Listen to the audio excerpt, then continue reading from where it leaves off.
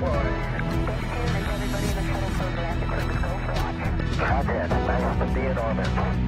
followed in their footsteps to get us where we are today.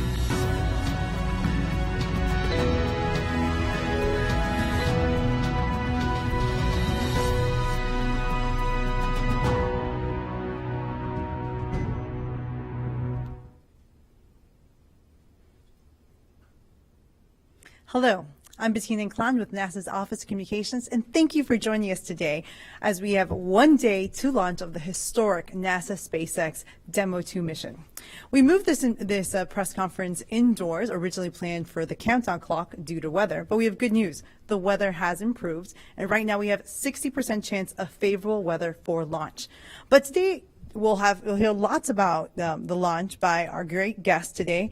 We have Bob Cabana, Center Director for Kennedy Space Center, Jim Bridenstine, the NASA Administrator. We have commercial crew astronauts Nicole Mann and Kjell Lundgren, and NASA Deputy Administrator Jim Morhard. We'll be hearing more from them in a minute, but first let's talk to Bob Cabana. Thanks, Bettina. Well, good morning and welcome to the Kennedy Space Center. I don't have to tell you all how exciting it is to have the first flight of humans to space from the Kennedy Space Center in 9 years.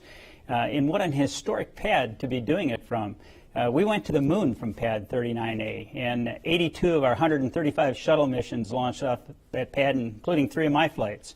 And now, rather than rusting away in the salt air through our partnership with SpaceX, that pad is being used once again, and it's now for our commercial crew program as well as other missions for SpaceX, and I think that's absolutely outstanding. Truly an historic time from an historic pad.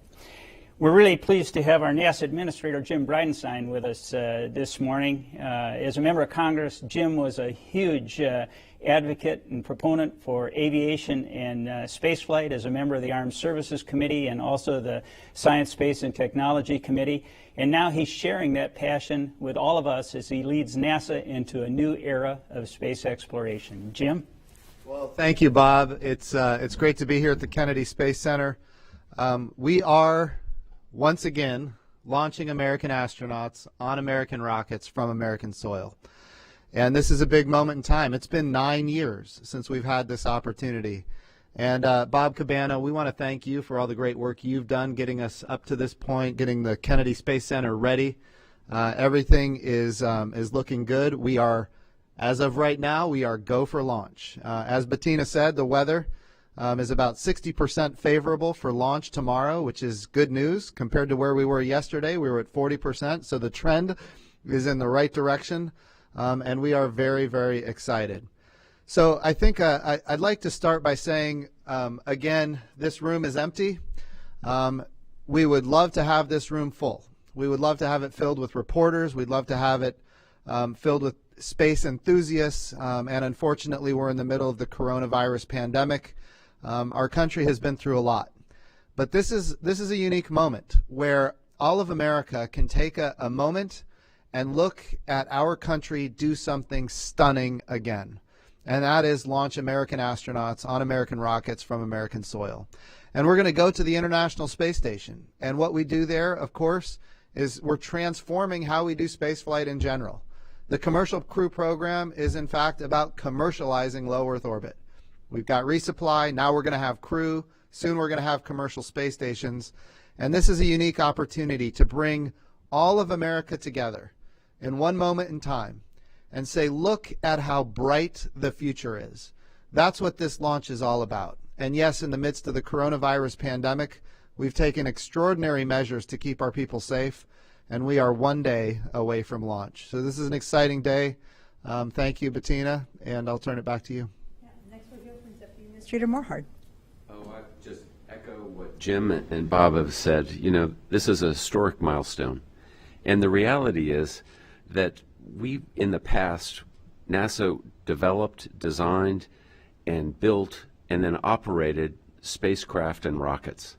This is the first time that a commercial company is building and going to operate this spacecraft and capsule. And we're really looking to be a customer to SpaceX and to other companies in the future.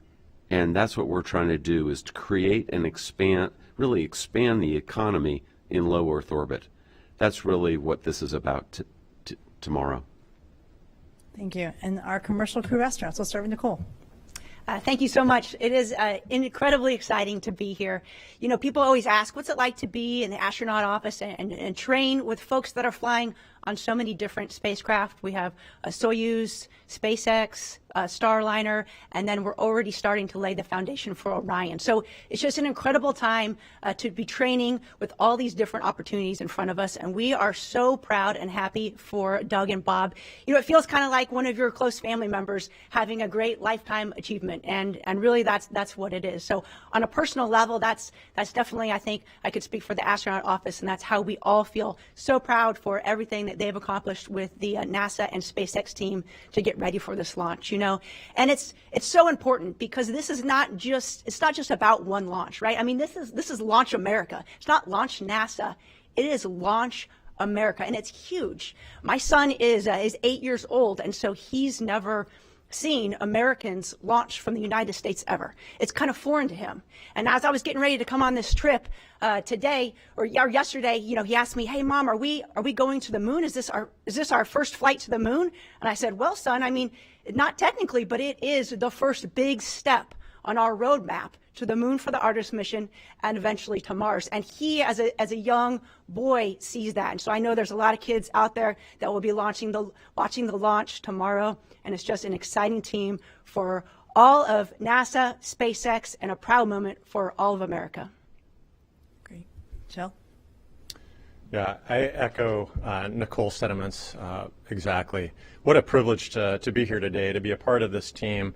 Commercial and government entities working together, SpaceX and NASA, to pull something off like this.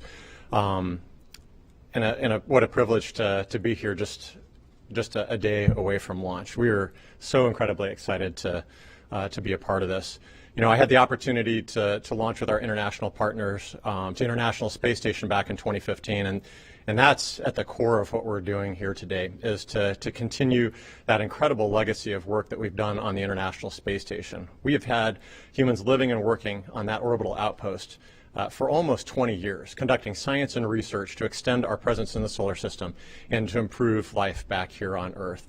And this launch represents an extension of that capability, and having the ability to launch Americans from American soil on a U.S. spacecraft is absolutely amazing. You know, I think about my launch and the family and guests that the few family and guests that I was able to have out there to watch that. And I think about now, you know, so many Americans in the future being able to congregate down here and watch this incredible vehicle take off. For people that live here in Florida, just to go out on their porches or to look up from our parking lot and to see this vehicle claw its way into space. To watch Americans flying into low Earth orbit and into the International Space Station, and the absolute power of that to inspire our future generation of explorers and leaders. It is truly a privilege to be a part of this, to be able to witness this historic moment, and to see where this journey ultimately takes us. Fantastic. With that, we'll take our first question. But before that, just a reminder: if you're interested in what we're doing today of watching the launch, you can go to nasa.gov/be-our-guest and get more information on the virtual experience. But we'll take our first question from AFP, Ivan. Administrator, will Kjell Lindgren be flying the second operational mission of Crew Dragon? And can you confirm whether he'll have a European or Russian with him on that mission? The crew for the Crew Dragon for Crew 1 has been selected. I don't think you were on that crew, were you, Shell? I'm not on Crew 1. Yeah. I've had the opportunity to back up both the Bob and Doug and Crew 1, right. And I think the following crew, those assignments are still being processed. Right.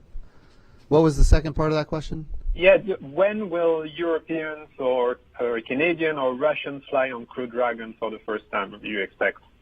That's undetermined at this point. I can tell you, Crew 1, we will have Japan with us, our first international partner on launching on a Falcon rocket with a Crew Dragon. So we're excited about that. But as far as other international partners in the future, that has not yet been determined. Thank you. Our next question is from Gina Sinceri of ABC News. Yes, thank you. Can you talk to me a little bit about the go, no-go process tomorrow? Who will be making those calls, and who will we hear making those calls? So we have a mission management team that is working all the checks as we go through the process, and all along the way, people can say no-go if they need to, but there will be a final countdown to the launch where about 45 seconds out they'll make a determination, go or no go, and then we will go. Bob, did you want to add to that? Yeah, I would just say that it is a SpaceX launch. SpaceX is in the Firing Room 4 in the Launch Control Center through a partnership we have with them, and it will be a SpaceX launch director that gives the final go after everybody is polled, and the NASA management team is going to be involved in watching closely. Thank you. Our next question comes from Marina Karin of The Atlantic. Hi, everyone. Thanks for your time and best of luck tomorrow. A follow-up to the question that was just asked now. I'm wondering if NASA personnel are allowed to intervene and take over from SpaceX at any point during the mission if NASA feels that it is necessary. The answer to that question is yes. We, of course, are the customer here. And so we do. But look, our goal is to have SpaceX be able to do missions one day without NASA. We want them to go get customers that are not us.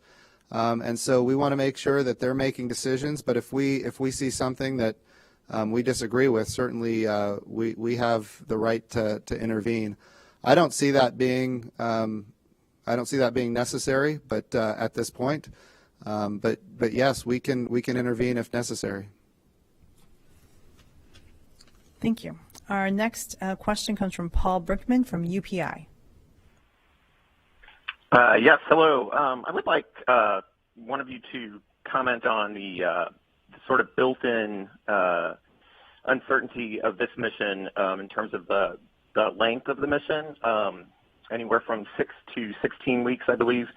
I know any manned spaceflight or crewed spaceflight has uncertainty, but I'm wondering how much of the readiness reviews went over the astronauts' training and the uncertainty of that time period. Yeah, so there's a lot of things that go into this.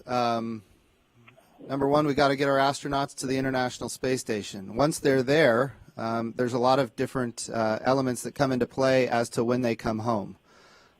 Remember, this is a test flight. The highest priority is to test the vehicle and get it home safely, and then be prepared to launch Crew 1. So some of the things that go into the mix as to when they're going to come home include the solar arrays, for example. There is a limitation on the solar arrays of about 114 days, period. We can't go beyond that. Of course, some engineers might argue that we can, as we're on the space station, we will understand how the solar arrays are performing. But right now, we're looking at a limitation of 114 days for the solar arrays. Then we have to consider weather. When we come back to Earth, we have to make sure that the winds and the sea states and the precipitation and lightning, all of those things create a metric, if you will, as to how safe it is to come home. And so we need to make sure that we have the right weather. And if we have a good window to come home, remember, this is a test flight. And as such, if we have a good window to come home and they're not necessary on the International Space Station, we will be taking it.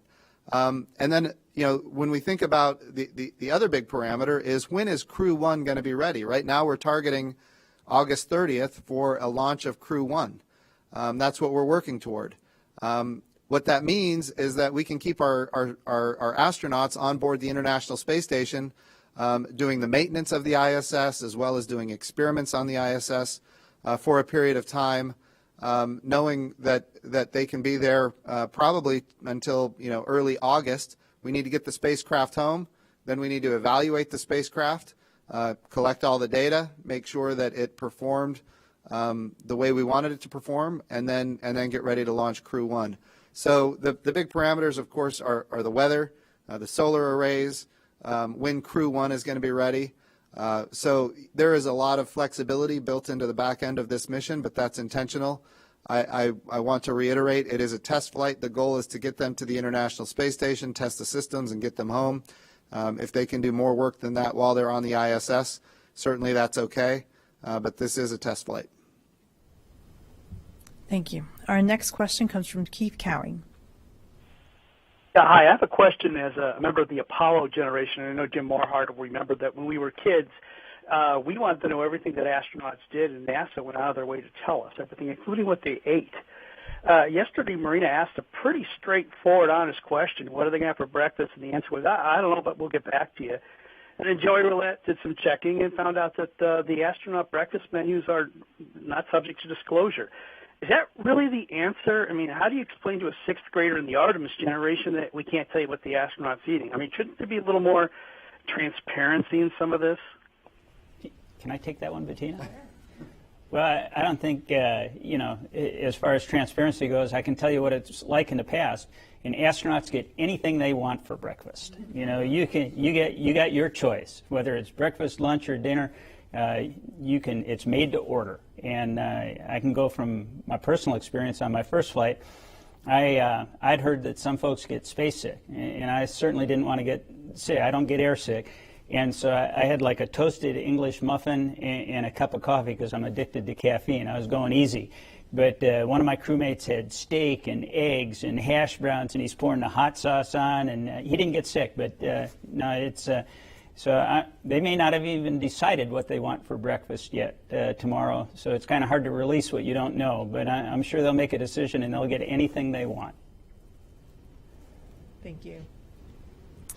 Maybe some of the current astronauts would like to answer. I know, Shell, you've done a mission. What did you eat? I did. So we got anything we wanted as long as it's what was being served that morning. I was kind of like you, Director Cabana, that I wanted to take a little easy. I didn't know exactly how I was going to react to being on orbit. And so I went easy on the solids. I also got my fair share of coffee. We ate really well while we were in quarantine, but we didn't have the choice of what we were going to eat. And I honestly, I was so excited that day I can't remember what it is that we ate, but it was plenty, and it was great for what we needed to do that day. And of course, that was at Baikonur. That's right. Yeah, that was at Baikonur. Yep, absolutely. Great. All right, we'll go to our next question. It's Jackie Goddard with the Times of London. Hello. Yes, thank you. My question is for Mr. Bridenstine. Both astronauts are dads, and I wondered what you would say or what you have said that you can share to their two little boys about what their dads are doing and the significance of it. Thank you. So I had a hard time hearing it. It was a question about the children of the astronauts? I said both astronauts are fathers, so I wondered what you would say or what you have said that you can share with us to their two little boys about what their dads are doing and the significance of it. Absolutely. So I would start by saying, and they know this, their dads are heroes, American heroes. They're laying the foundation for a new era in human spaceflight. It's an era in human spaceflight where more space is going to be available to more people than ever before. We envision a future where low Earth orbit is entirely commercialized, where NASA is one customer of many customers, where we have numerous providers that are competing on cost and innovation and safety, that they're driving down costs, they're increasing access. And we are proving out a business model, a public-private partnership business model that ultimately will enable us to go to the moon, this time sustainably. In other words, we're going to go to the moon to stay. We love Apollo. The Apollo era was fantastic. The problem is that it ended. And now we've got the Artemis program, which is our sustainable return to the moon, named after Artemis is the twin sister of Apollo in Greek mythology, and she was the goddess of the moon. And this time, when we go to the moon, we get to go with all of America, a very diverse, highly qualified astronaut corps that includes women.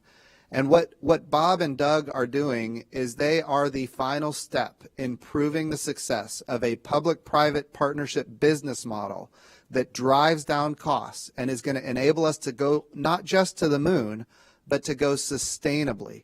with reusable landers to the surface of the moon. And all of this ultimately is for a purpose, and that is to get to Mars.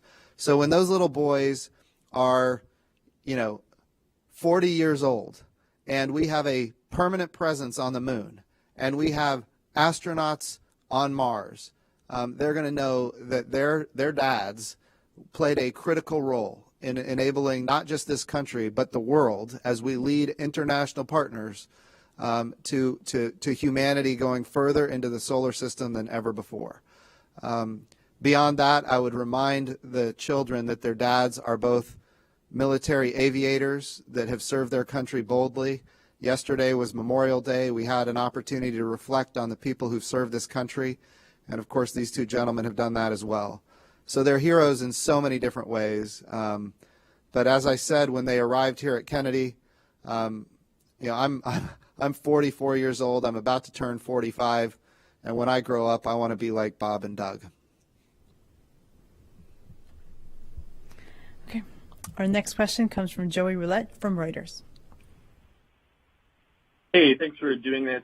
Question for Jim Bridenstine. It's definitely been a long run to get to this point, and I'm wondering how, has this, commercial crew development and the road it took to get Crew Dragon to this point shaped your view of the commercial space marketplace? And Jim Morehart, feel free to answer too, because since you mentioned something at the beginning of the call. Thanks.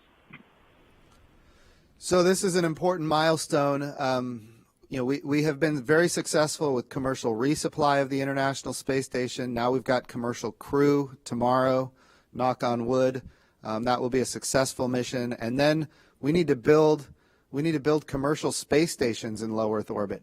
And in order to create the market where these kind of programs can be capitalized with public-private partnerships, we need to prove that there is an economy for human activity in low Earth orbit. And that's what we're using the International Space Station for right now. And of course, some of the most salient projects happening there that have been going on really for a long time now would include immunizations being developed on the International Space Station for salmonella, pneumonia, the ability to compound pharmaceuticals that we can't do in the gravity well of Earth. Microgravity is a resource that is very valuable. It is a tool. The ability to print human organs in 3D. We're proving that we can create human tissue using adult stem cells, adult skin cells, creating the stem cells that can create human organs in 3D. Now, we're not at the human organ level, but we're at the tissue level right now. That's a capability that will transform lives here on Earth. The ability to create artificial retinas for the human eye so people who have macular degeneration don't have to lose their eyesight. The ability to create fiber optics in a more pristine way so we don't have to have cable repeaters. So, and that drives down costs and it increases fiber optic networks for humanity across the globe. So all of these things are market drivers that enable a future human spaceflight capability that would be capitalized by the private sector. NASA will be a customer. We will always, always, always be a customer. We've got a lot of science and exploration that we need to do. But those are the kind of activities that we need to see for the future that we believe exists. Right now, space is about a $400 billion market, and we believe that with human spaceflight, that, of course, that's communications, remote sensing, those kind of capabilities. But with human spaceflight, it opens up kind of a much broader marketplace, and we think it's rapidly getting to be, not just a $400 billion, but a $1 trillion market. So I'm a big believer in the commercialization of space. We need it to be successful. It's how we're going to get to the moon and onto Mars. If we keep developing using American taxpayer dollars to develop capabilities in low Earth orbit, we'll never get to the moon and onto Mars. That's what this program is all about. It's about commercialization where we are ready to commercialize and then using NASA money to do the things that commercial industry is not yet ready for with a purpose, and that is to eventually commercialize those capabilities as well. Jim, if I could add to that, why are we here? We're here to expand the human condition for all mankind. And that's exactly what Jim's talking about. Right now, we've got one astronaut on the space station. And when we get the full complement back of astronauts, We're going to increase our research up there by 300%. And that's about helping others. That's why we exist. And that's what we're going to do. On the other side of it, commercial launch. You know, years ago, we had, after shuttle, there was no market share. That's right. We now have 70% of the market share. And that's going to expand starting tomorrow. So that's what this is about. That's right. Have anything to add? We'll just go to our next question. I think you covered it. Okay, I'll go to our next question, and that way we can get as many as possible. Marcia Smith from Space Policy Online. Thanks so much. This is for Jim Bridenstine. Could you expand a little bit more on the discussions with the Russians about flying on the commercial cruise ships? Dmitry Rogozin had a bunch of comments yesterday, and he talked about being enthusiastic about having an alternative to Soyuz, but then he said he was confused about NASA's plans for Gateway. Could you just fill us in on where the negotiations stand about us flying on Soyuz and Russians flying on commercial crew? And is that at all tied in with the discussions on Gateway, or are they on parallel paths? Or are you trying to get a whole big package of future U.S.-Russian space cooperation? Could you just expand on that a bit? Yeah, absolutely. So when we think about the commercial crew program, remember, the goal here is to have the International Space Station. Half of it is Russian, the other half is American. And, of course, on the American segment, we've got a lot of international partners. And when we think about the International Space Station, if we are going to maintain a complement of both Russian and American astronauts on board, then we need to be willing to launch Russian cosmonauts on commercial crew, and they need to be willing to launch American astronauts on the Soyuz. And my last conversations with Dmitry Rogozin, I think we were both in strong agreement that that was necessary for both nations as we move forward. And so that's kind of the low Earth orbit, International Space Station, commercial crew, and the Soyuz program. I think we're in agreement in how we need to go forward there. Now, it is true that when we talk about the Gateway, that's a separate kind of level of discussion for what the future looks like. And yes, we have made proposals to Russia as far as we've asked them, how would they like to participate in the Gateway. We've offered suggestions, and right now we're in a holding pattern, waiting to hear back. But the partnership has been strong. This partnership goes back to 1975, the year of my birth. With the Apollo Soyuz program, and then of course the Shuttle Mir program, and now of course the International Space Station program. This has been, I think, a bright, shiny object that demonstrates that space can unite people, and it's really above terrestrial geopolitics, literally above terrestrial geopolitics. So it's I think it's a relationship that we are interested in maintaining, and of course we'll continue to work with them. Bob, did you have any thoughts on that? No, I think, it's something that we need to work on as we continue down the road. We do have a strong partnership, and it's necessary to have multiple vehicles to get us to the International Space Station. We need that dissimilar redundancy, not just between Boeing and SpaceX, but with our Russian partners as well. We proved it during the shuttle era, and I'm sure in the future we'll prove it again. Our next question comes from Robert Perlman from Collect Space.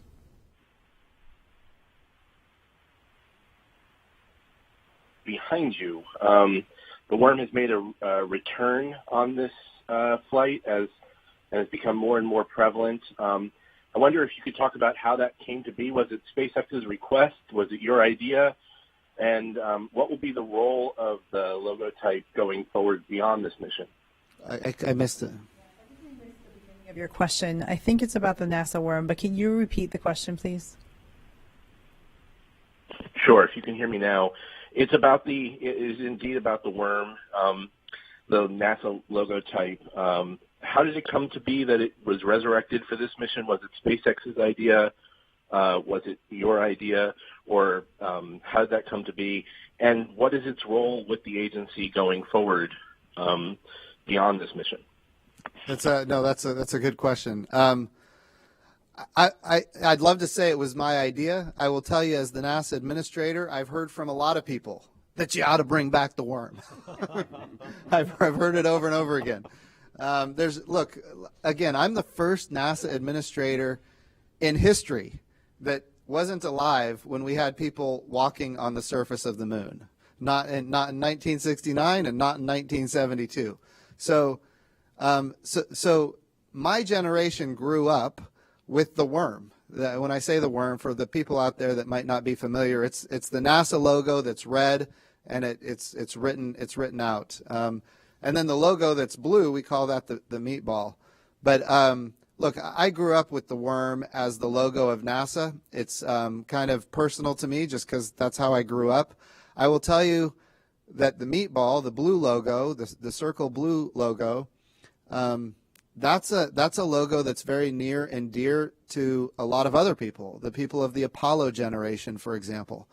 The NASA style guide is very clear. The worm no longer exists, but I write the style guide. So I made a determination that for this particular mission, on this particular day, we were going to bring back the worm. And we did. This launch, and the reason I thought it was important to do it on this launch, because it got so much attention. And I wanted all of America to know that this is a $3.5 billion investment by the American taxpayer. And this is an American launch. And yes, it's commercial crew. But this is NASA. It's a little bit nostalgic for me. You know, I grew up, I'm a Navy pilot by trade. I grew up with my favorite airplane being the X-29.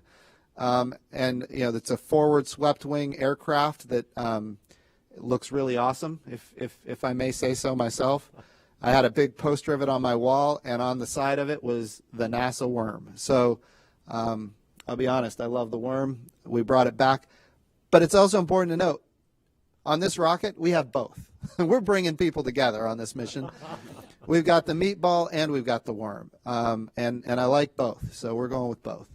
And when I've noticed the difference with the worm being out there and the meatball. You see a ton of kids these days walking around, right?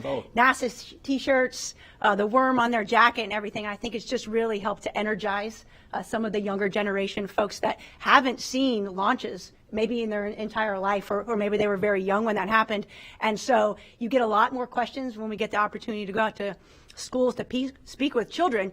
And it's different, I think, than maybe when we were growing up. At least when I remember growing up thinking, oh, an astronaut, that's some far-fetched idea. Somebody does that. I don't know who they are, though, or something you see in the movies. But that's not going to be our future. Our future with the commercialization of space is that it's going to be very accessible to many young people, whether it be as an astronaut or a scientist or as an artist or as an engineer that's working on this program. And so I think the younger generation are starting to realize that and understand it's not the movies, it's not sci-fi, it's reality.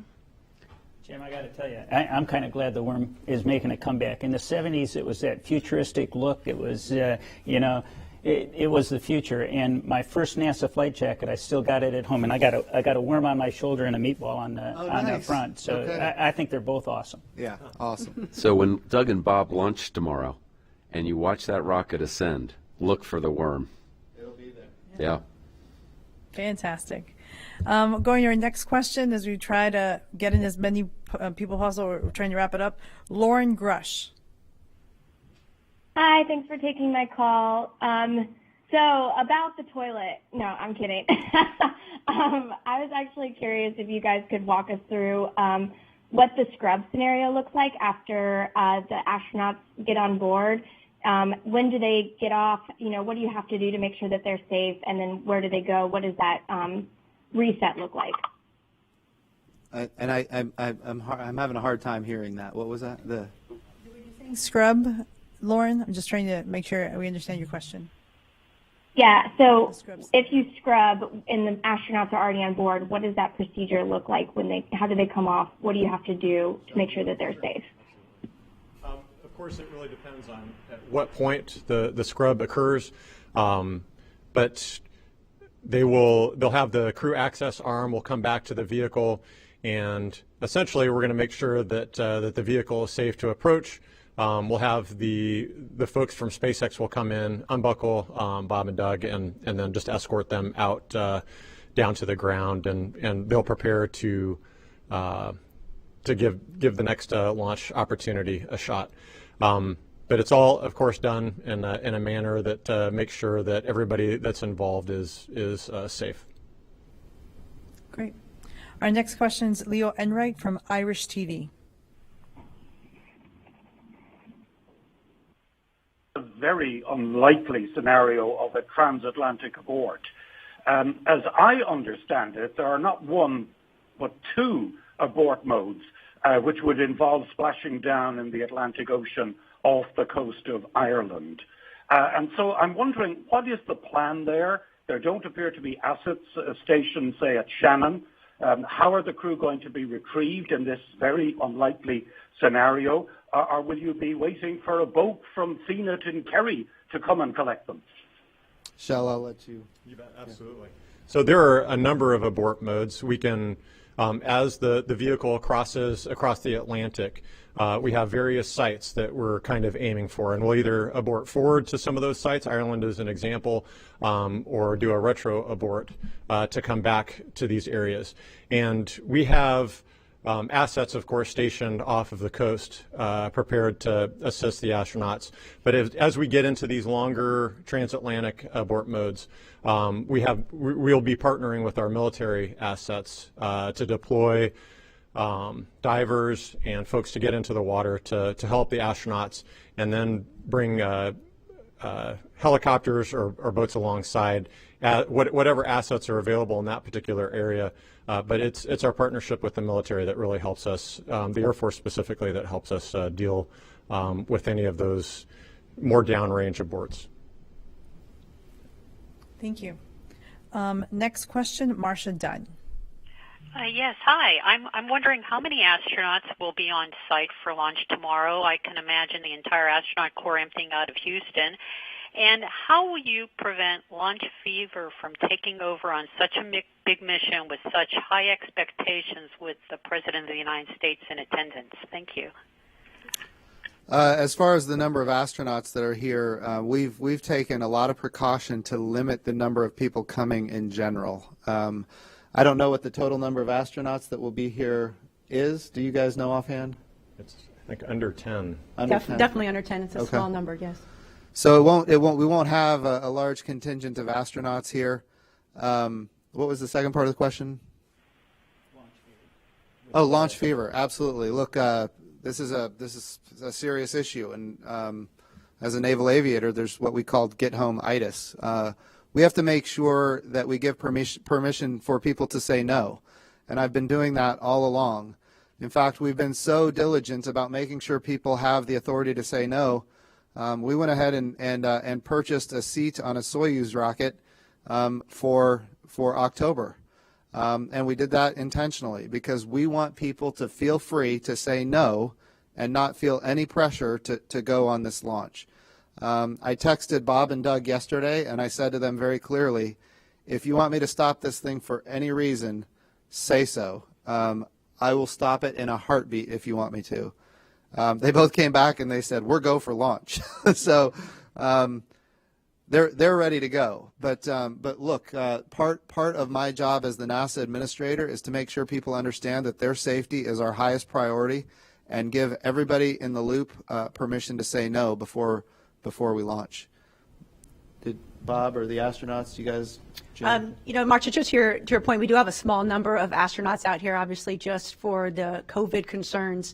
But we're also able to virtually kind of deploy folks in different areas. So I know there's a lot of the astronaut corps is prepared to support media outlets, social media, things that are online, where they be live or just virtual. And so I think there's hopefully that there'll be a lot of opportunity for us to reach out to maybe a larger audience than we normally would. Of course, we're not going to have the crowds here at KSC, but it is important that folks know that they can still experience the launch live with all of us just through the communications assets that we have available. And I'll just throw out, I know the launch team, I know the commercial crew program, I know the folks that are on console, and this is a test flight. and they are going to make sure that it's right before they launch. And they're not concerned about who's here to see it. They're concerned about doing their job and doing it correctly, and they've practiced this, and they'll do the right thing. Thank you. Our last question will come from Ken Chang from the New York Times. Hi, thank you very much for taking my question. This is for Mr. Bridenstine. A few days ago, you tweeted noting President Trump's leadership for getting to this moment. And Gary Reisman, a former NASA astronaut, pointed out that commercial crew started in 2010 when under President Obama, and of course commercial cargo goes back to George W. Bush. I was wondering if you could just talk about credit for getting to this milestone for your predecessors and for previous presidents. Absolutely. So this is a program that demonstrates the success when you have continuity of purpose going from one administration to the next. You know, if we go back all the way to commercial crew, that started under President George W. Bush, commercial resupply, and then commercial crew under President Obama. And Charlie Bolden did absolutely magnificent work as the NASA administrator at a time when this particular program, and Bob, you remember this, it didn't have a lot of support in Congress. And Charlie Bolden, who is a NASA astronaut and an American hero, he's an F-18 pilot. I got to put the F-18 pilot plug in there.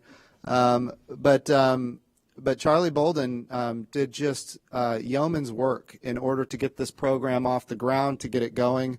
And here we are all these years later having this success. I will reiterate that the human spaceflight program under President Trump has really blossomed.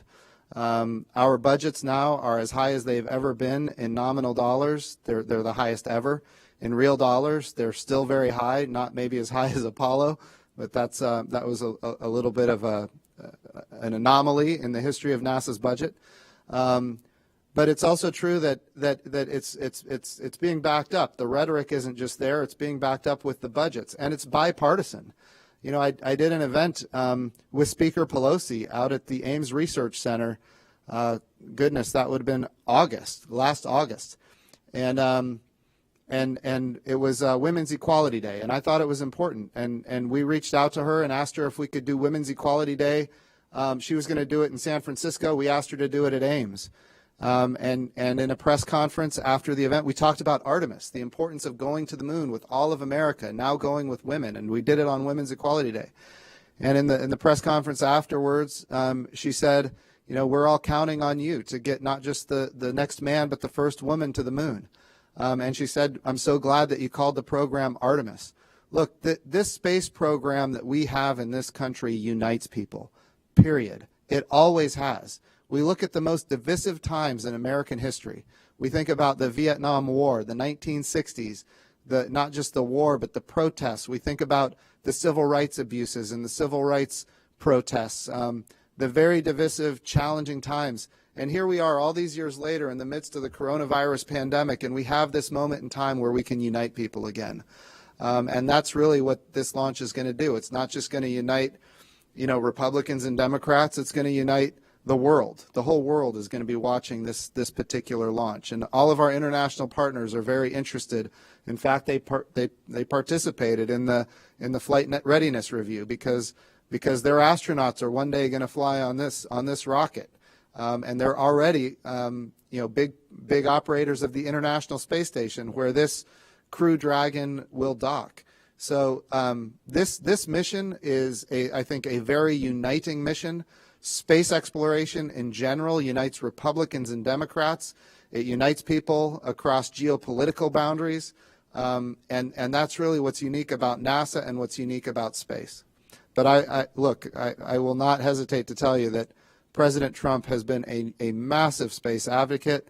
He promised to launch American astronauts on American rockets. He promised to create a moon program, and he's done both of those, and he's backed it up with his budget requests, not just with the words. Okay. Well, with that, we're going to close today's press conference. Thank you so much for joining us. For more information, go to nasa.gov. And for more information of how to enjoy all these events virtually, go to nasa.gov/beourguest. Thank you.